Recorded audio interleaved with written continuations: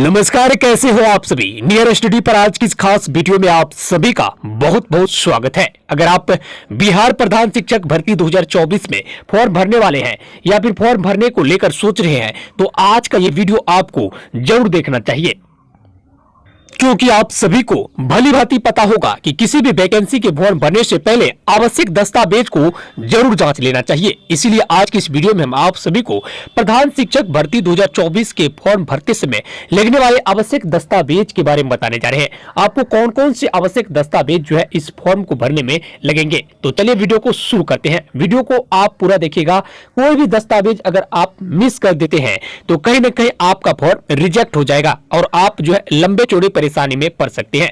चलिए शुरू करते हैं। देखिए, इसमें आपको इतना ही नहीं, फॉर्म भरने वाले आवश्यक दस्तावेज ही नहीं बल्कि शैक्षणिक योग्यता के साथ साथ इसमें आपकी जो एलिजिबिलिटी है वो भी पूरे विस्तार से बताएंगे। तो चलिए वीडियो को शुरू करते हैं। देखिए, अगर आप एक शिक्षक है तो आपके लिए वीडियो बहुत जरूरी है। तो देखिए, आवश्यक दस्तावेज सबसे पहले शैक्षणिक योग्यता प्रमाण पत्र को आप जांच लीजिए। शैक्षणिक योग्यता प्रमाण पत्र में जो सबसे जरूरी प्रमाण पत्र है 12वीं से लेकर स्नातक तक के आपके मार्कशीट व सर्टिफिकेट होना आपके पास जरूरी है। इसके साथ ही मैट्रिक का प्रमाण पत्र आपको लगेगा ही लगेगा। मैट्रिक का प्रमाण पत्र आपको इस बात को लेकर देना होगा कि जन्म तिथि आपकी क्या है, क्योंकि आपको पता है प्रधान शिक्षक भर्ती के लिए आपकी जो आयु सीमा है 58 वर्ष से अधिक नहीं होना चाहिए। आपकी आयु सीमा 58 वर्ष से कम होना चाहिए। दूसरी बात यह है कि आपके पास बीएड या फिर डीएलएड की मार्कशीट होना जरूरी है। अगर आप डीएलएड बीएड उत्तीर्ण है और इसके साथ आप स्नातक पास हैं, देख लीजिए, अगर आप स्नातक पास है तभी डीएलएड बीएड के साथ अगर आप स्नातक पास है तभी आप प्रधान शिक्षक के फॉर्म को भर सकते हैं। इसके साथ पहचान पत्र में आपका आधार कार्ड होना जरूरी है। जाति प्रमाण पत्र से आपको पता है कि आरक्षण का लाभ मिलता है तो जाति प्रमाण पत्र आपको देना ही होगा। इसके साथ ही राज्य के अस्थायी निवासी होने का जो है आप दावा करेंगे तो इसका आपको एक प्रमाण पत्र देना होगा। इसके साथ ही आपको बता दें कि आपको और भी जरूरी प्रमाण पत्र लगेंगे।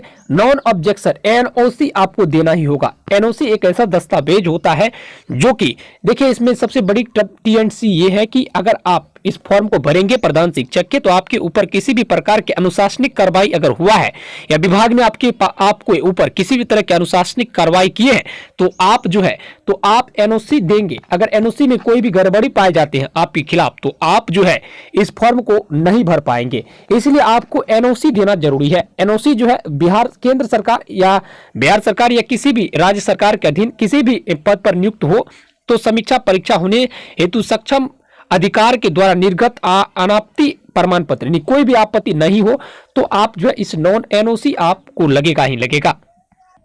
आरक्षण का प्राप्त करने के लिए सबसे पहले अगर आप ओबीसी है तो एनसीएल सर्टिफिकेट आपको देना ही होगा।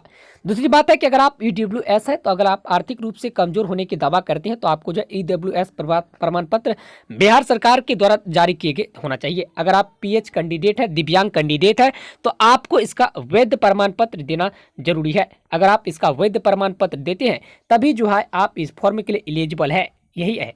इसके साथ ही 8 वर्ष के अगर आप विद्यालय में नियुक्त हुए हैं, जिस तिथि को आप विद्यालय में नियुक्त हुए हैं इसका नियुक्ति प्रमाण पत्र आपको देना जरूरी है। नियुक्ति की तिथि से 8 वर्ष तक अगर आप कार्यरत है या फिर 8 वर्ष से अधिक समय से आप कार्यरत है प्राथमिक विद्यालय में तो आप जो इस फॉर्म को भर सकते हैं। अगर 8 वर्ष से 1 महीने भी कम है तो आप अंतिम तिथि तक आपकी जो योगदान है कम से कम 8 वर्ष की होना चाहिए। अगर आप अंतिम तिथि से पहले तक 8 वर्ष की योगदान को पूरा नहीं करते हैं तो आप इस फॉर्म के लिए एलिजिबल नहीं है।